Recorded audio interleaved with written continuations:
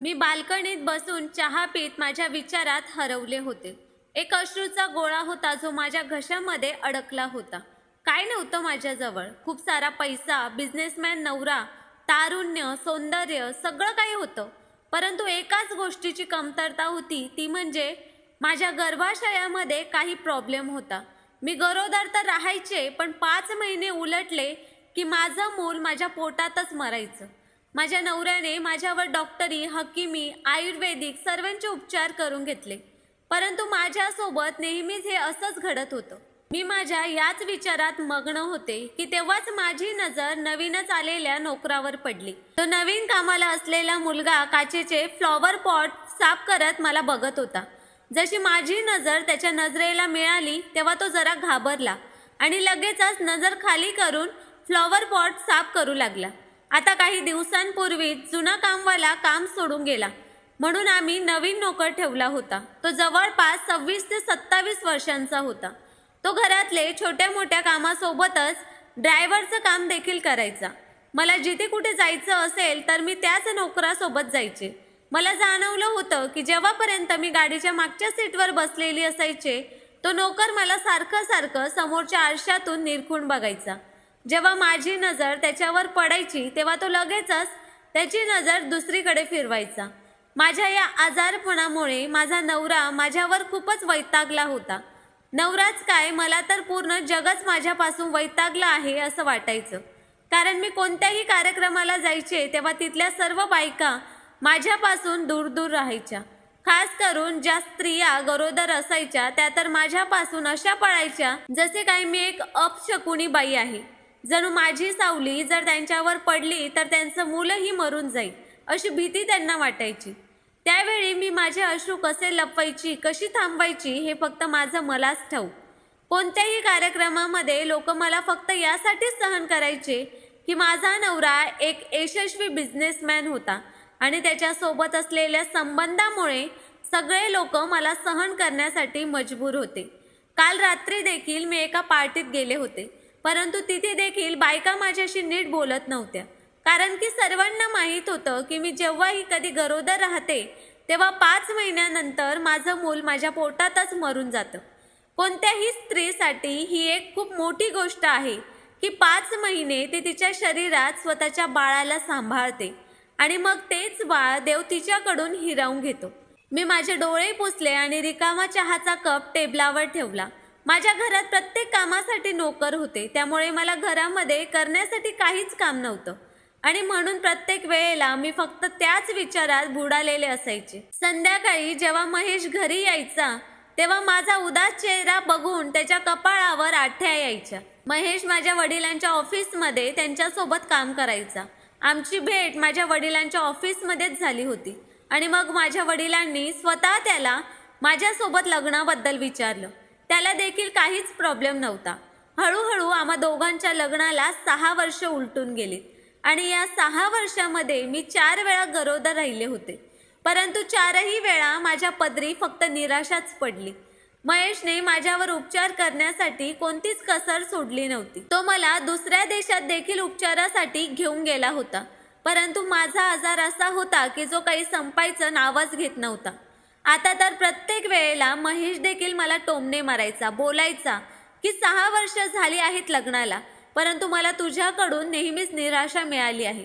इतकी सारी संपत्ती आहे माझ्याजवळ, परंतु वारसाची काहीच आशा नाही. मी काय करू इतक्या पैशांचं? मेलो तर सर्व काही एक दिवस दुसऱ्यांच्या हवाली होऊन जाईल. आज देखील मी शांतपणे त्याचं बोलणं ऐकत होते. मी त्याला काय बोलू शकत होते? मागच्या 2 वर्षांपासून तो मला हे असं सर्व काही बोलत होता, परंतु मी एकदम शांत बसायचे. त्याच्या त्या बोलायचा अर्थ मला चांगलाच समजत होता. जी त्याची इच्छा होती ती मला पूर्णपणे ठाऊक होती, पण त्या गोष्टीची परवानगी मी त्याला कोणत्याही किमतीत देऊ शकत नव्हते. 2 वर्षापासून तो मला अगदी अस्पष्ट शब्दात बोलत होता, परंतु आज तर त्याने मला अगदी स्पष्टपणे सांगितलं की पल्लवी, मला दुसरं लग्न करायचं आहे. हे ऐकून मी रडू लागले. मी महेशचा हात पकडला आणि म्हणाले, महेश, देवाखातर माझ्यावर हा अत्याचार करू नकोस. तुला काय वाटतं, आपल्याला मूल नाही याचं दुःख फक्त तुलाच आहे, मला नाही? मला तर माझं मूल गमावल्यानंतर लोकांचं ते विचित्र वागणं सुद्धा सहन करावं लागतं. आता तू तरी माझ्या डोक्यावर सवत आणून माझ्यावर अजून अत्याचार करू नकोस. महेशचं माझ्यावर प्रेम होतं आणि कदाचित हेच कारण होतं की मागच्या 6 वर्षांपासून तो मला हे सर्व स्पष्टपणे सांगू शकत नव्हता. परंतु तो होता तर एक पुरुषच ना. तो तर काहीही करू शकत होता, पण मी माझ्या घरामध्ये दुसऱ्या कोणत्याही बाईला सहन करू शकत नव्हते आणि नाही माझा नवरा कोणासोबत वाटू शकत होते. महेश पुढे म्हणाला, तुम्हा बायकांजवळ हा प्लस पॉइंट आहे की तुम्ही छोट्या छोट्या गोष्टींवर रडून रडून स्वतःच्या मनावरचं दुःख ओझं हलकं करतात. परंतु मला सांग, मी काय करू? मला कोणत्याही परिस्थितीत मूल हवं आहे. जर मी अजून काही वर्ष वाया घालवली तर खूप जास्त कठीण होईल. मी म्हणाले, महेश, तुला जो पाहिजे तो माझ्यावर इलाज कर. तुला जे करायचं ते कर. मी कधीही त्यासाठी नकार तर दिला नाही ना. परंतु देवासाठी माझ्यावर हा अन्याय करू नकोस. या वेळेला त्याने त्याचा हात माझ्या हातातून हिसकावून घेतला आणि उठून बाहेर निघून गेला. मी पूर्ण रात्र रडत राहिले. सकाळी माझे डोळे खूप जास्त सुजलेले होते. महेश मी उठण्यापूर्वीच निघून गेला होता. मी खोलीतून बाहेर आले तेव्हा नोकरानी मला नाश्त्याबद्दल विचारू लागली. मी म्हणाले की मला काहीही खायचं नाही, फक्त 1 कप कॉफी दे. मी हॉलमध्ये सोफ्यावर बसले. तिथे तो नवीन नोकर फडक्याने घराची साफसफाई करत होता. माझे ते सुजलेले डोळे बघून तो माझ्याजवळ आला आणि मला विचारू लागला, मॅडम, काही प्रॉब्लेम झालाय का? तुम्ही का प्रत्येक वेळेला अशा उदास राहतात? मी अगदी चकित होऊन त्याच्याकडे बघितलं. मी त्याला म्हणाले की तू तुझ्या कामाशी काम ठेव. मी कशी आहे कशी नाही या सर्वांशी तुला काय करायचं आहे? माझ्या पर्सनल गोष्टींमध्ये इंटरेस्ट घेण्याची तुला काहीच गरज नाही. त्यावर त्याने त्याचे खांदे उंचावले, दीर्घ श्वास घेतला आणि पुन्हा एकदा त्याच्या कामाला लागला. कामवाली माझ्यासमोर कॉफी ठेवून निघून गेली होती. मी कॉफीचा कप पकडला आणि कॉफी पिऊ लागले. तेव्हा तो नोकर पुन्हा बोलू लागला, तुमची मर्जी आहे मॅडम, पण जर तुम्ही तुमचं दुःख कुणाला सांगितलं तर तुमचं मन हलकं होऊ शकतं. कदाचित तुमचा जो प्रॉब्लेम असेल तोही सॉल्व्ह होऊ शकेल. त्याचं ते बोलणं ऐकून मी जरा हैराण झाले. त्याला कसं ठाऊक की मला काय प्रॉब्लेम आहे? त्याला तर इथे येऊन फक्त 15 दिवसच झाले होते. मग मला वाटलं की घरामध्ये इतके सारे नोकर आहेत, कोणीही एखाद्या वेळेस सांगितलं असेल. दुसरा विचार माझ्या मनात आला की कदाचित असंही होऊ शकतं की हा कोणत्या तरी साधू बाबाला ओळखत असेल जो माझ्या या प्रॉब्लेमला सोडवू शकेल. म्हणून मी त्याला आवाज दिला, अरे इकडे ये जरा, मला तुझ्याशी काही बोलायचंय. माझ्या फक्त इतक्याच बोलण्याचा उशीर होता की तो लगेचच सफाईचा कपडा तिथेच टाकून माझ्याजवळ जमिनीवर येऊन बसला. कदाचित तो माझ्याच बोलण्याची वाट बघत होता. मी त्याला विचारले की तुला कसं माहीत की मला काय प्रॉब्लेम आहे आणि मी का उदास आणि टेन्शनमध्ये असते?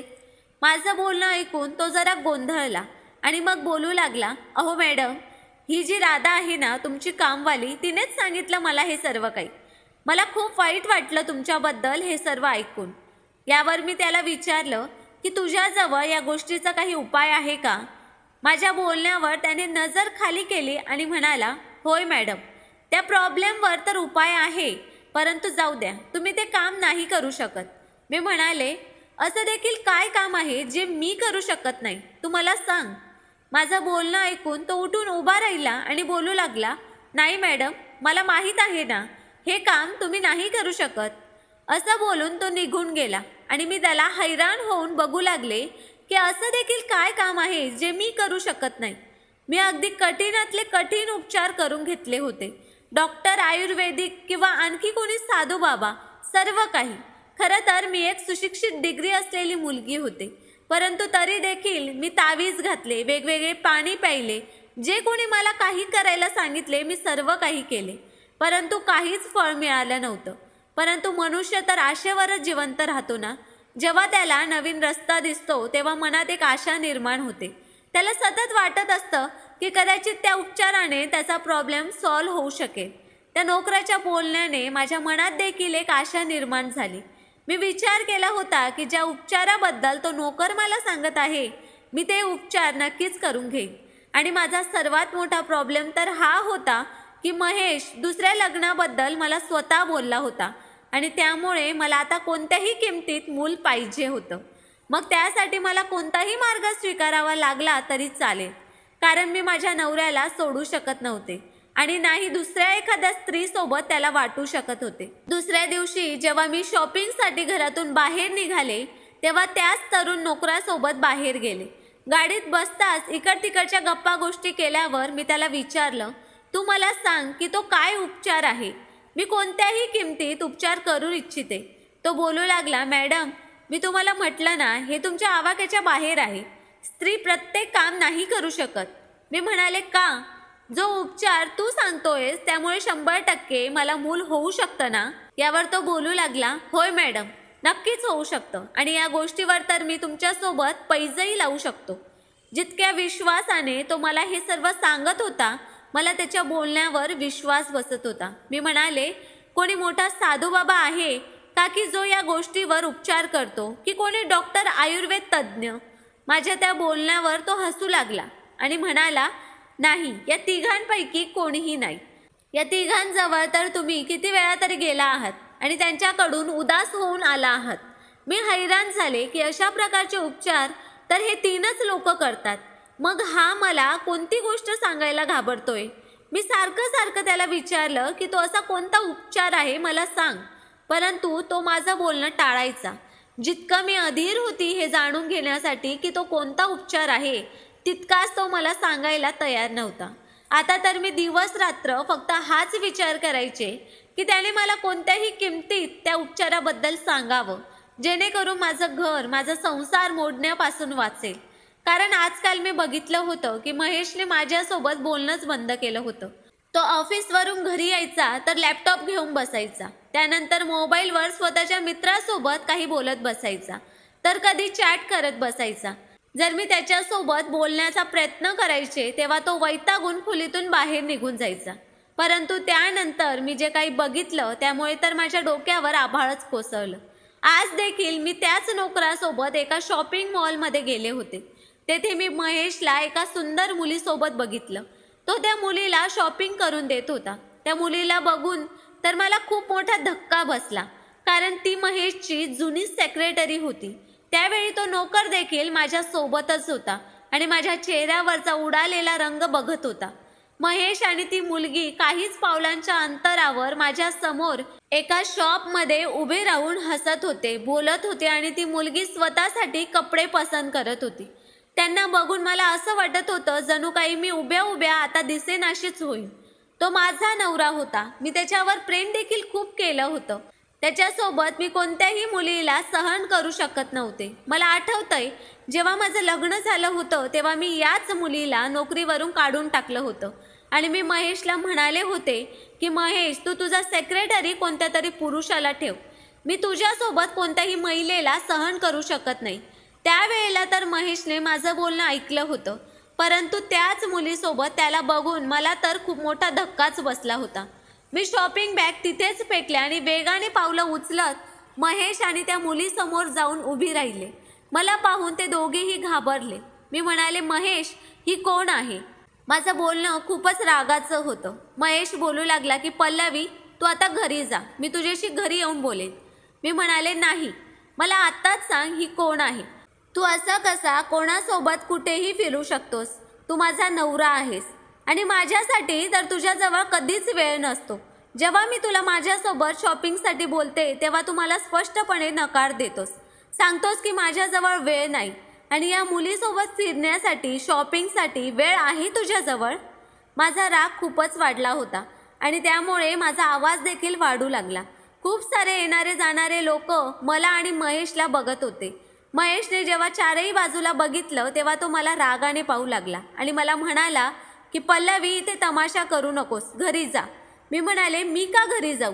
ही तुझ्यासोबत आता आलीच कशी? तू तर हिला कामावरून काढून टाकलं होतंस ना? मग मी त्या मुलीला अगदी कडक शब्दात सांगितलं, निघ तू इथून आणि जर तू पुन्हा मला महेशसोबत दिसलीस तर मी तुझा गळा आवळून तुला मारून टाकेन. मला ना त्यावेळेला माझ्या त्या जोरात बोलण्याची पर्वा होती आणि ना या गोष्टीची शुद्ध होती की मी या वेळेला पब्लिक प्लेसमध्ये उभी आहे. मला तर फक्त ती मुलगी महेशसोबत उभी असलेली सहन होत नव्हती. माझं बोलणं ऐकून ती मुलगी लगेचच तिथून निघून गेली. त्यानंतर महेशने माझा हात रागाने घट्ट पकडला आणि मला मॉलमधून बाहेर घेऊन गेला. तो नोकर देखील आमच्या मागे मागे येऊ लागला.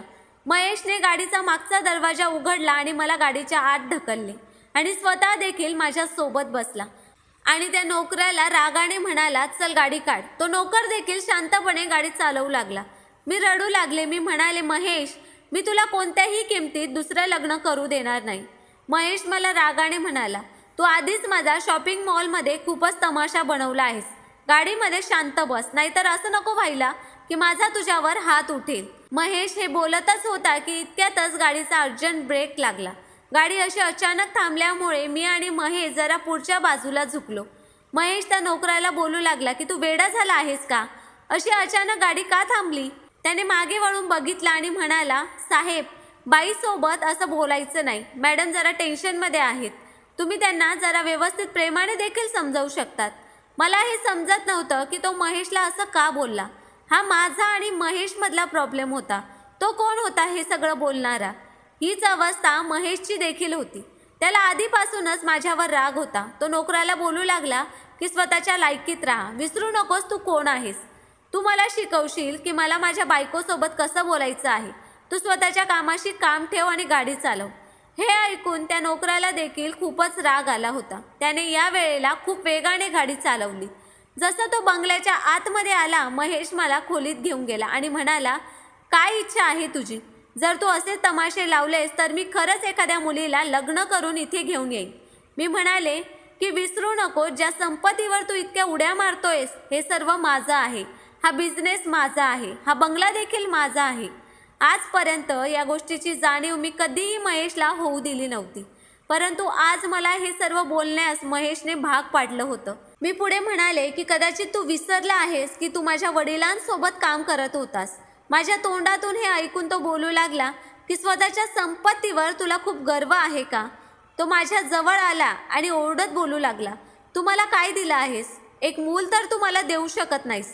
तुला स्वतःच्या पैशांवर इतकाच गर्व आहे ना, तर मग ठीक आहे, मी तुला घटस्फोट देतोय. हे ऐकून तर मला माझ्या पायाखालची जमीनच सरकल्यासारखं वाटलं. मी महेशकडून दुसरं काहीही सहन करू शकत होते, परंतु घटस्फोट कधीही सहन करू शकत नव्हते. आणि त्याने खरंच घटस्फोटाच्या पेपरवर सही केली. जणू काय त्याने ते पेपर आधीपासूनच तयार करून ठेवले होते. आणि तो बोलू लागला की सांभाळ स्वतःचं घर आणि स्वतःचा व्यवसाय. मी बघतोस हे तू सगळं कसं सांभाळतेस. माझ्याकडे पैशांची काहीच कमी नाही. मी खूप सारा पैसा कमावला आहे. असे बोलून तो घरातून निघून गेला आणि मी जणू एका सजीव पुतळ्याप्रमाणेच त्याला जाताना बघत उभी होते. मला तो धक्काच सहन होत नव्हता. मी तिथे चक्कर येऊन बेशुद्ध पडले. जेव्हा मला शुद्ध आली तेव्हा मी माझ्या बेडवर झोपले होते आणि डॉक्टर मला चेक करत होते. तो नोकर आणि घरातले इतर कामवाले देखील माझ्या खोलीमध्ये हजर होते. डॉक्टरांनी मला शुद्धीवर आलेलं बघितलं तेव्हा ते विचारू लागले की हे तुम्हाला असं काय झालं होतं. यावर मी त्याला काय सांगणार होते की मी काय गमावलं आहे. मी काहीच उत्तर दिलं नाही. डॉक्टरने काही औषधं लिहून दिली आणि बोलू लागला की हे औषधं घ्या, तुम्ही ठीक व्हाल. असे म्हणत डॉक्टर घरातून निघून गेले. त्या नोकराने माझ्या घरातल्या कामवालीला सांगितलं की मॅडमांसाठी फ्रेश ज्यूस घेऊन ये. ती कामवाली खोलीतून बाहेर गेली तेव्हा तो नोकर माझ्या जवळ आला आणि बोलू लागला, मला माहीत आहे की तुम्ही खूप मोठ्या धक्क्यातून जात आहात. हे ऐकून मी अगदी चकित होऊन त्याला बघितलं. त्याला कसं माहीत होतं? कारण महेश मला जे काही बोलला होता ते सर्व आमच्या खोलीत बोलला होता. मी विचारलं, तुला हे सर्व कसं माहीत? मी अगदी उदास होऊन बोलत होते. तो बोलू लागला, मला तुमची काळजी होती कारण की साहेब रागात होते आणि मला भीती होती की साहेब तुमच्यावर हात तर उचलणार नाहीत ना. त्यामुळेच मी तुमच्या खोलीच्या जवळ उभा राहिलो होतो. तेव्हाच मी तुम्हा दोघांमध्ये होणारा तो संवाद पूर्ण ऐकला होता. मी रडू लागले आणि म्हणाले, जर मला मूल झालं असतं तर मला महेशने कधीही सोडलं नसतं. तो बोलू लागला, जर तुम्ही इलाज केला तर तुम्हाला मूल होऊ शकतं.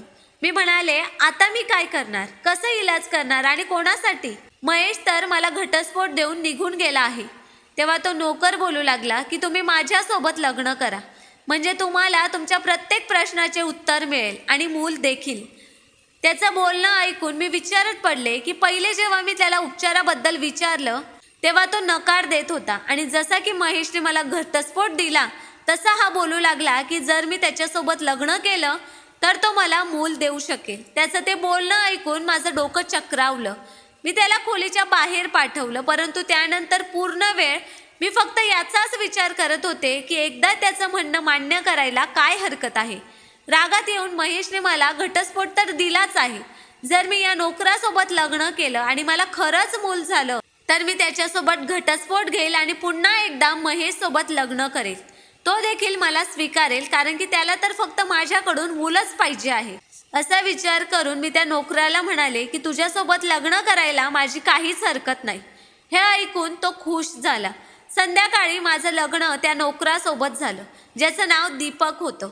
आज पहिल्यांदाच मला त्याचं नाव माहीत झालं होतं. मी इतकी काही तयार झाले नव्हते, कारण की माझी तर मनापासून ही इच्छाच नव्हती. ती फक्त एक माझी मजबुरी होती. रात्री तो माझ्या खोलीत आला तेव्हा माझं हृदय जोरजोरात धडधडत होतं. प्रेमाने नाही तर भीतीने. एका बाईसाठी हे खूप कठीण असतं की स्वतःच्या आयुष्यात दुसऱ्या एका परपुरुषाला स्वीकारणं. मी देखील अशाच एका भीतीतून जात होते. सध्या तरी त्याने त्याचा पूर्ण अधिकार माझ्याकडून वसूल केला होता. पण हैराण तर मी तेव्हा झाले जेव्हा मी एका महिन्यानंतर गरोदर राहिले. परंतु पुन्हा मला तीच भीती वाटू लागली की पुन्हा 5 महिन्यानंतर माझं मूल मरून तर जाणार नाही ना. परंतु यावेळी असं काहीच घडलं नाही. मी एका मुलाला जन्म दिला. मी खूप खुश होते. परंतु तोच प्रश्न माझ्या मनामध्ये निर्माण झाला की शेवटी त्याने माझ्यासोबत नेमकं काय केलंय की ज्यामुळे मी एका जिवंत मुलाला जन्म दिला आहे. मी दीपकला याबद्दल विचारलं तेव्हा तो हसू लागला आणि म्हणाला, तुम्हाला मूल पाहिजे होतं ते मिळालं, मग आता काय एवढं विचार करताय. मी म्हणाले, असं कर, मला आता घटस्फोट दे, मला तुझ्यासोबत नाही राहायचं. हे ऐकून तो मला खूप रागाने पाहू लागला. मी म्हणाले, माझं महेशवर प्रेम आहे. मी तुझ्यासोबत फक्त मुलासाठीच लग्न केलं होतं. मला बघायचं होतं की खरंच तुझ्या उपचारामुळे मी आई होऊ शकते का, आणि मी आता आई झाली आहे. मला आता तुझ्यासोबत राहायचं नाही. तो बोलू लागला, ज्या धोकेबाजसोबत तुम्ही राहत होतात त्याला स्वतःलाच तुमच्यापासून मूल नको होतं. प्रत्येक 5 महिन्यानंतर तो तुम्हाला एक असं औषध द्यायचा ज्याच्यामुळे तुमचं मूल पोटातच मरायचं. हे ऐकून मी आश्चर्याने त्याला पाहू लागले आणि म्हणाले की तू खोटं बोलतोयस. यावर तो बोलू लागला की मी खरं बोलतोय. तुमच्या नवऱ्याने तुमच्यासोबत फक्त पैशांच्या लालसेपोटी लग्न केलं होतं. त्याच्याजवळ पैशांची कमी होती आणि त्याला एक यशस्वी बिझनेसमॅन व्हायचं होतं. परंतु त्याचं तुमच्यावर प्रेम नव्हतं. तो त्याच मुलीवर प्रेम करायचा जिला तुम्ही शॉपिंग मॉलमध्ये त्याच्यासोबत बघितलं होतं. तुमच्या नवऱ्याने फक्त तुमचा पैसा वापरला आहे आणि त्या पैशातून बऱ्यापैकी रक्कम कमावली आहे. तुमच्याकडून नाही त्याला मूल पाहिजे होतं, नाही तुमची साथ. हे असं बोलून त्याने त्याचा मोबाईल माझ्याकडे दिला. त्याच्यामध्ये एक व्हिडिओ होता. त्या व्हिडिओमध्ये महेश त्या मुलीला हे सर्व काही सांगत होता की आपला प्लॅन यशस्वी झाला आहे. आता त्याच्याजवळ इतकी संपत्ती आहे की त्याला नाही आता माझी गरज आहे आणि नाही माझ्या कोणत्या उपकाराची. दीपक बोलू लागला की मी हे सर्व तेव्हाच ऐकलं होतं जेव्हा मी येथे नोकरी सुरू केली होती. त्यामुळेच मला तुमच्यावर दया येऊ लागली आणि मग तीच दया कधी प्रेमामध्ये बदलली मला कळलंच नाही. तुम्ही एकदमच ठीक आहात. फक्त तुमचा नवरा तुमच्यासोबत एकनिष्ठ नव्हता आणि आता देखील तुम्हाला त्याच्यासोबत राहायचं आहे का. दीपक हे बोलून खोलीतून बाहेर निघून गेला. महेशचा खरा चेहरा समजल्यानंतर मी खूप रडले. तर मित्रांनो, स्टोरी आवडली असेल तर व्हिडिओला लाईक आणि सबस्क्राईब आणि शेअर करायला विसरू नका. धन्यवाद.